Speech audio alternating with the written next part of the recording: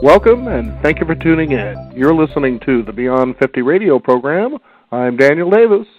On the program today, for many of you who love the game of golf, you might be interested to find out that there was a young lady that in her 20s picked up a golf club for the very first time. And against a lot of odds, and in a very short period of time, she became a pro golfer. I'm sure many of you out there have been golfing for a long time and thinking to yourselves, well, how do you become a pro in such a short period of time? What is the secret? Well, any of you who have attended any kind of a golf camp or went to an instructor probably tried to find the secrets they were telling to sell to you to be able to get to that level. We're going to find out what exactly was her secret. I think you'll find out that it's a lot simpler than you think. I'd like to welcome the program author of the book, Play Golf Better, Faster. It's the classic guide to optimizing your performance and building your best fast. And I'd like to welcome to the Beyond 50 radio program today our guest, Kalliope Barlis. Kalliope, thank you for joining us here on the program today. Well, thank you for having me, Daniel. I appreciate it. Now, are you still getting blisters on your hands from all the practice? Well, I do my best to prevent that sort of thing because I believe that practicing in ways that you actually do get better actually don't promote those blisters that a lot of people have. Mm-hmm. Because one thing that I see with people when they practice on the practice range is that they hit ball after ball after ball thinking that they're going to get better because the more they shoot through, the better they'll become. But oftentimes, people actually get worse by doing something like that because they're not actually noticing what it is that they did the previous shot to either make it better or to actually remember the great outcome that they actually had, the great shot. And so part of the thing I recommend to people is that with any shot that they take, whether it be on the practice range or while playing, is that they follow the ball until it lands. And after it lands, think about, did it go right or did it not go so right? And if it did go right, what I recommend is that they actually anchor the experience, that they actually do something so that physiologically their brain remembers it. So whether it be a fist in the air like you see a lot of the pros do, that actually anchors the experience so that they have more resources in the future to actually do it again. And let's say a shot doesn't go so well, you actually take the time to actually shrink down the experience in your mind and actually create a new one where you wanted the ball to go. Mm-hmm. Because your brain actually doesn't know the difference between what's actually performed or what's actually thought of. Because whether it's performed or created in the mind, it's still a thought. Mm-hmm. And the better thoughts that you have in your mind, the better you can play in the future. Mm-hmm. You know what I found remarkable is there was a guest we had on the program a couple of years back, and one of his books was called The Magician's Way, and it starts off with a golf pro, interestingly enough, who is one of these remarkable teachers. When people come to see him, they can't believe just how well they improve their game.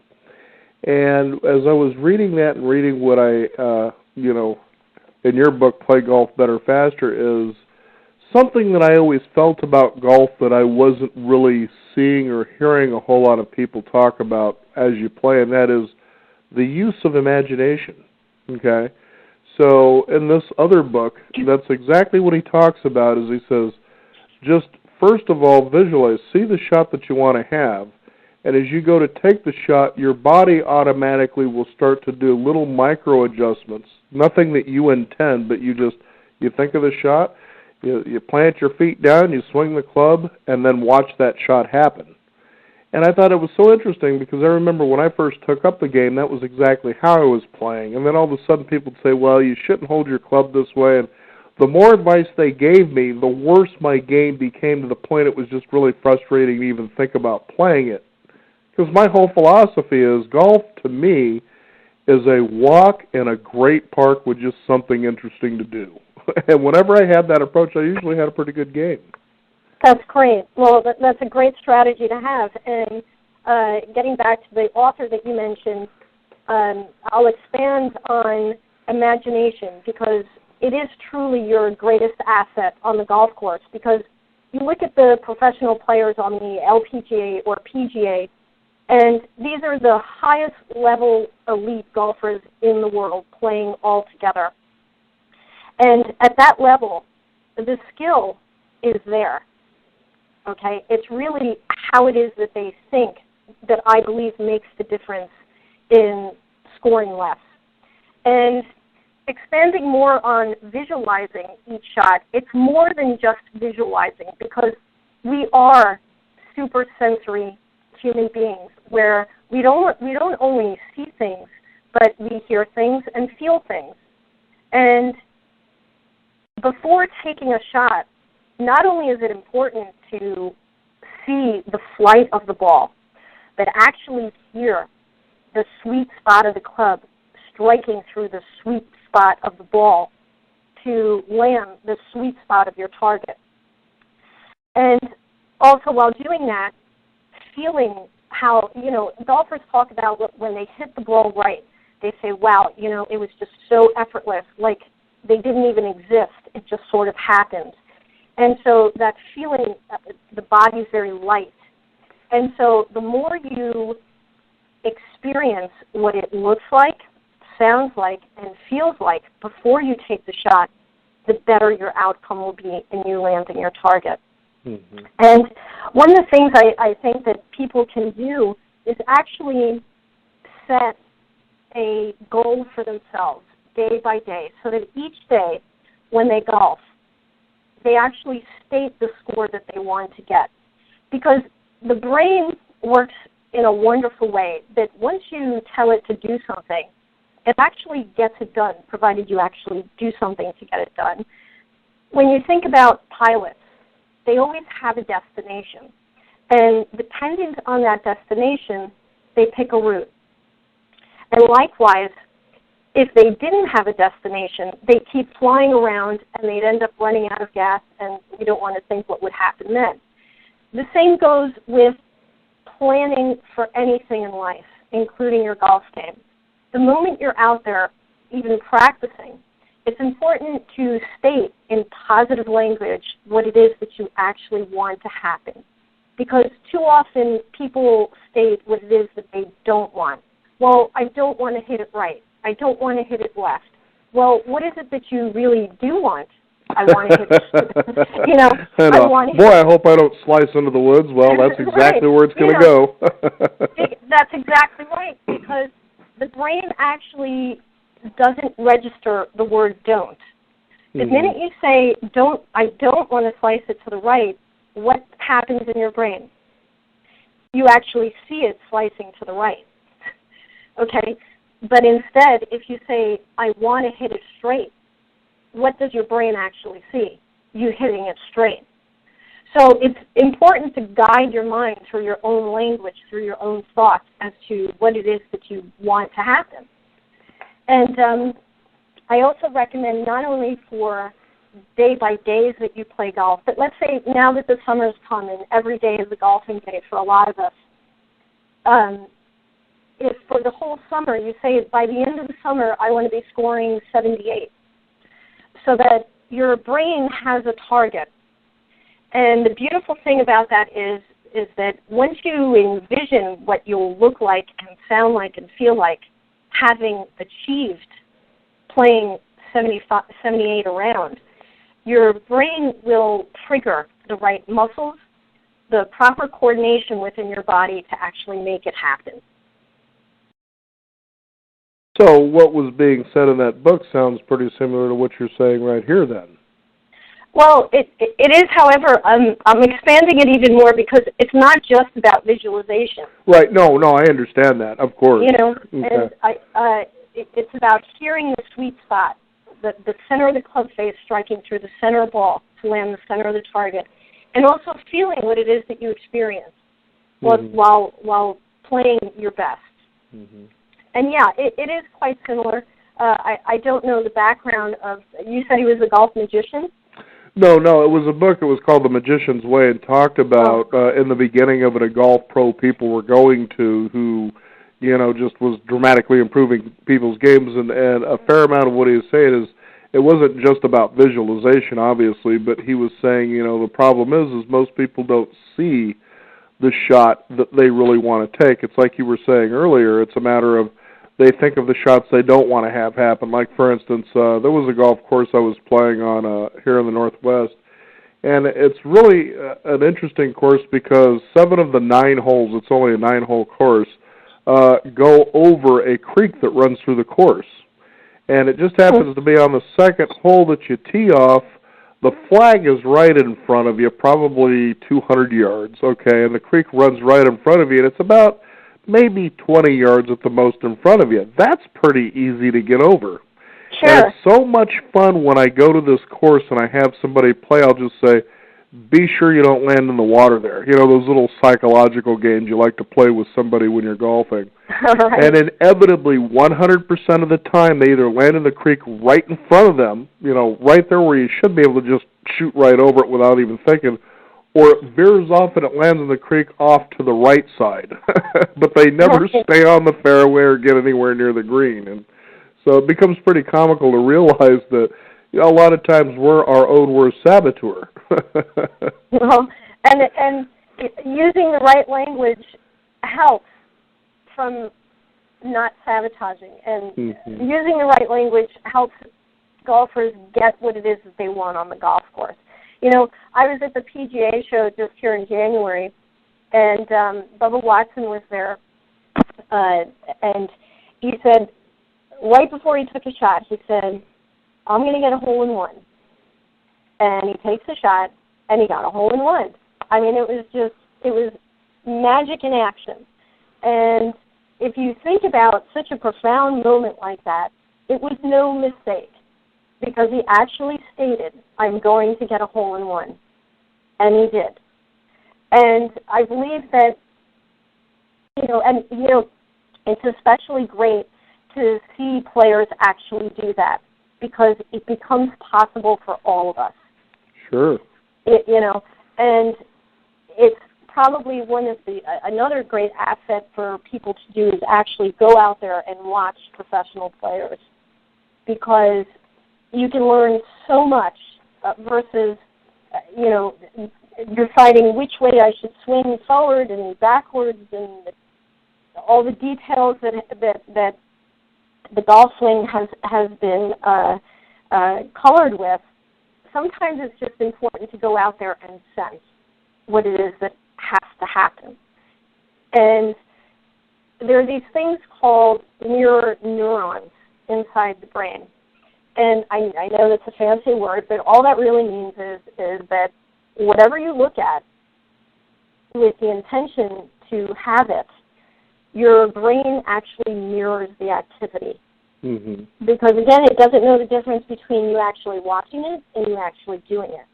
It perceives it as you doing it either way.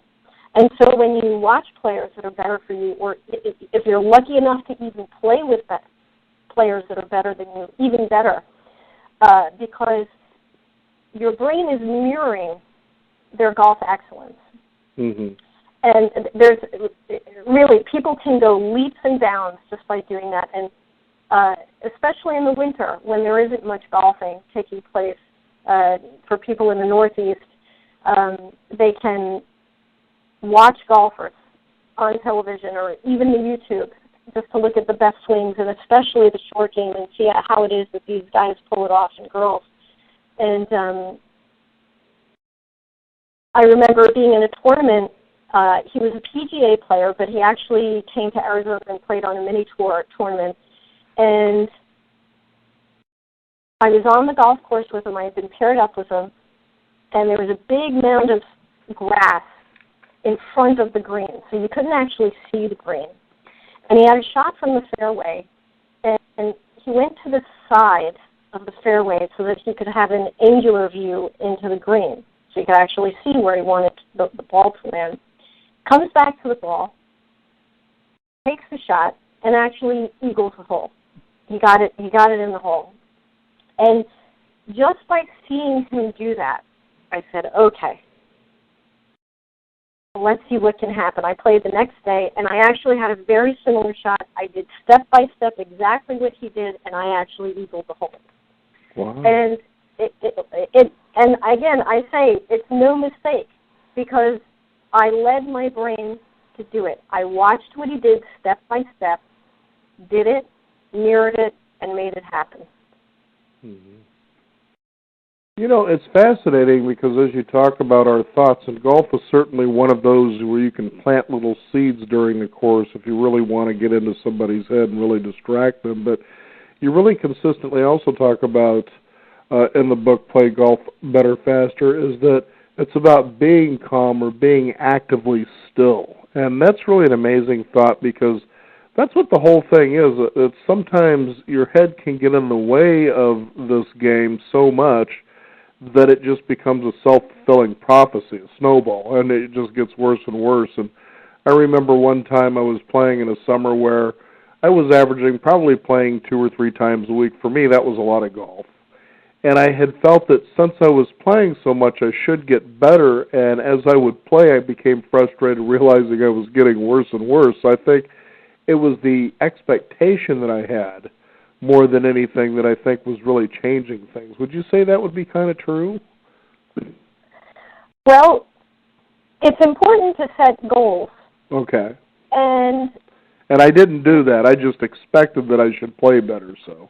Right. Okay, so which probably put a pressure on you to actually do so. And putting that kind of pressure, it isn't exactly comfortable.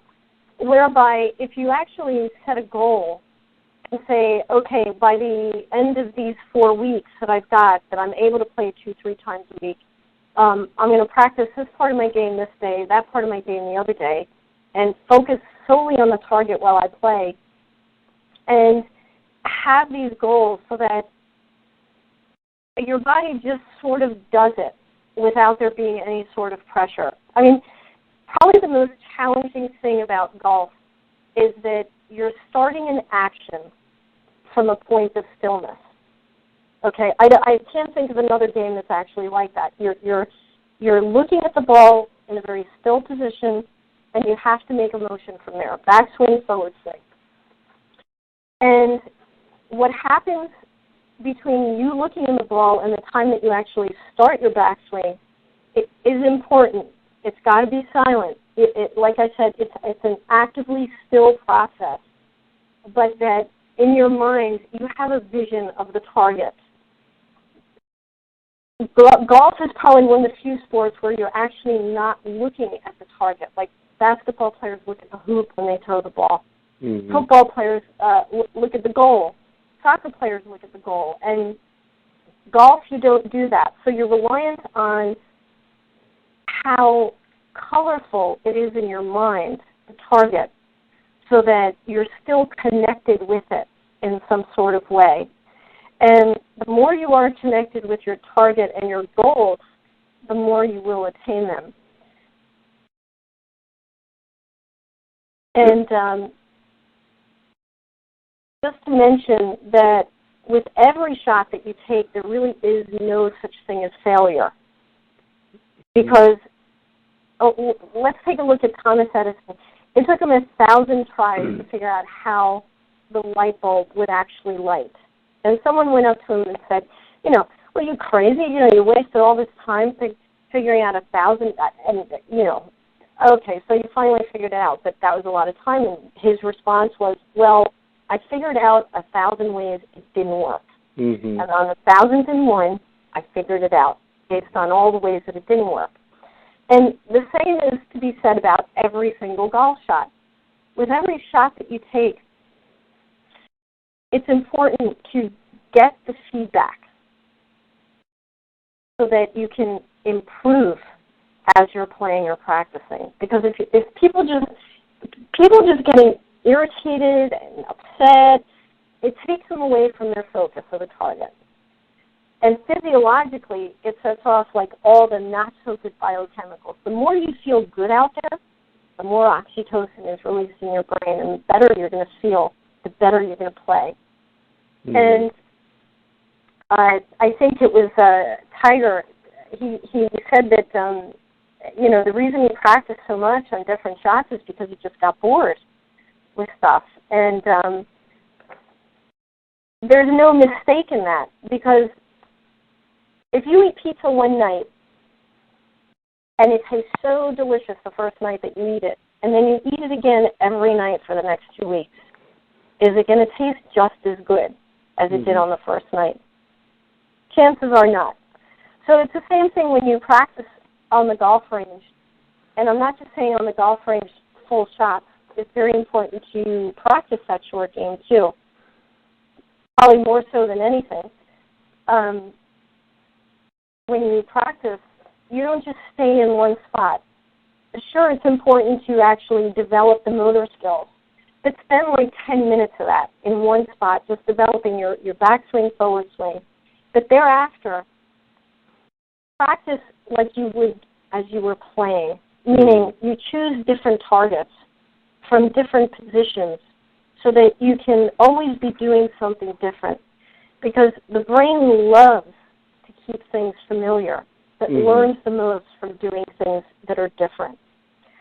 And when you take this into consideration, it's important to keep it fun, to keep your mind engaged. And the more different things that you do to practice, the more engaged your brain will be. Mm-hmm. You know, Kalliope, it's interesting that you bring that aspect of it up, because it's so true that the brain really loves the familiar, because, well, when you think about what the brain does, it pretty much takes care of all the functions throughout the body, so that's a lot of work and a lot of energy. So it tries to optimize the energy by initiating efficiency. And I was just talking with a friend of mine the other day, and she had started a new job. And I said, do you feel any anxiety with the work right now? And she says, yeah, I do. You know, I'm really worried whether or not I'm going to be good at it. I said, no, that anxiety is actually very healthy. Everybody goes through that because you're learning something you're not used to doing. That's right. And so therefore the brain steps in and says, hey, you know, what are you doing? You know, I kind of like the way things were, you know, you da-da-da, you know, and you start talking yourself out of it. But that's the point where you should be saying, okay, no, I want to learn this. Then eventually the brain will settle down and say, okay, let's see the most efficient way we can learn how to do this, so I can get back to business as usual. And as you were talking there about how people tend to create their own ruts by doing the same things over and over for long periods of time, therefore they create boredom, it sounds like. And you know, I know that I myself, I've played 18 holes once in a great while, because to me that's just too much golf, really. But I like, there was an exercise, I kind of liken it, that you have in the book, sort of like a Happy Gilmore exercise in a way of alleviating boredom. And you gave an example of imagining a woman in a bikini, but in Happy's case, she was carrying 2 pitchers of beer, you know, and seeing her by the hole. That's right. And I thought that was rather funny, you know, to put that kind of imagination onto the golf course. That's right. You'd be amazed at how your body will respond to get the ball into the hole at that point. No pun intended. But we are talking to adults here, right? Right. So, yeah, you know, you got to keep it as engaging as possible, because every target, I mean, let's face it, it's a hole in the green that looks the same for 18 holes. Mm-hmm. And grass starts to look the same on the golf course. So how do you keep the mind engaged? Because, as we said, the brain is designed to keep things familiar. And the more you feed it with what's different, the more you will learn.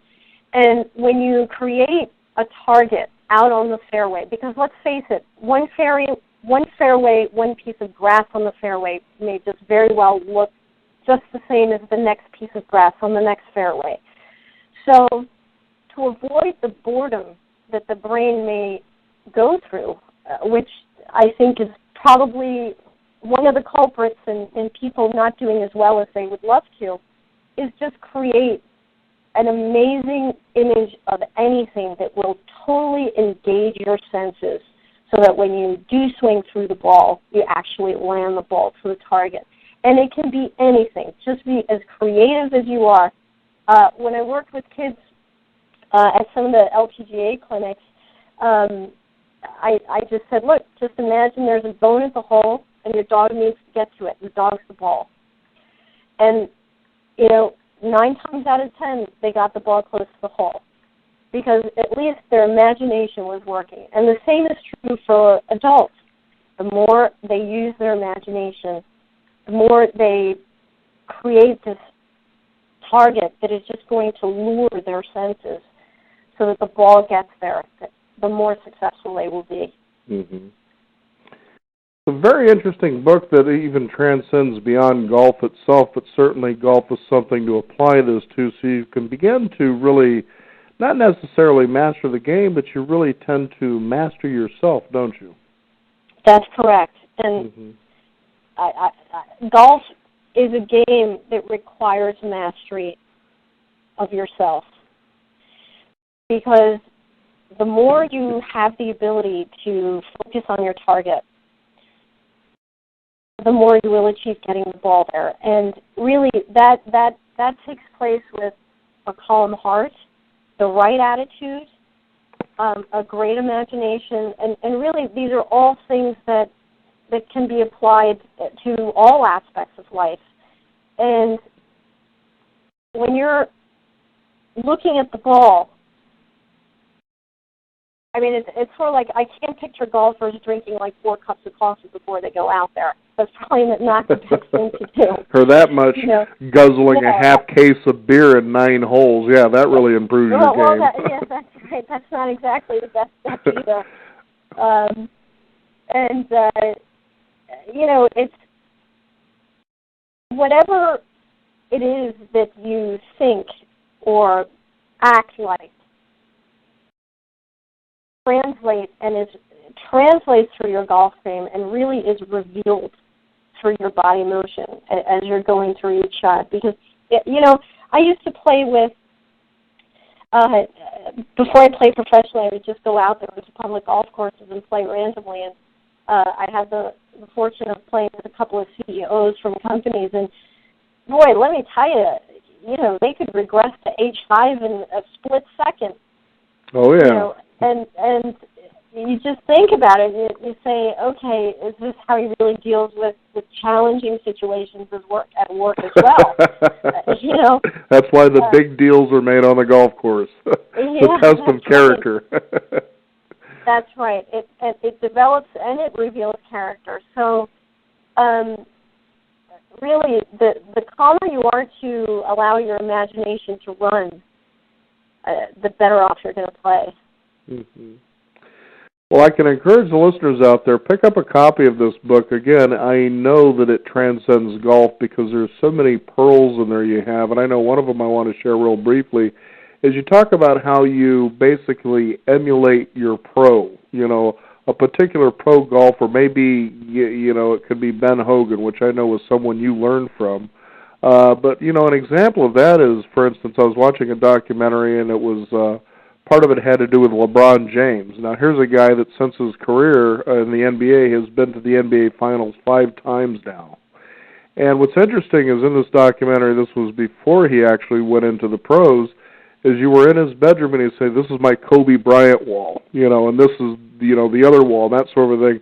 So he had these players, pictures of these guys pinned up all over his walls, and you could just imagine he was saying, one day I'm going to play to that level. And you're saying pretty much the same thing here as well. But that could also apply to other areas, that you may be interested in. Is find somebody who does it to the level you would like to do it, and just basically kind of go into the motions of something like that. That's right. And actually, there's this great exercise that you just sit in one place, and you know what? If people do this exercise just before they go to sleep, there's that moment between beginning to fall asleep to actually falling asleep called the hypnagogic state.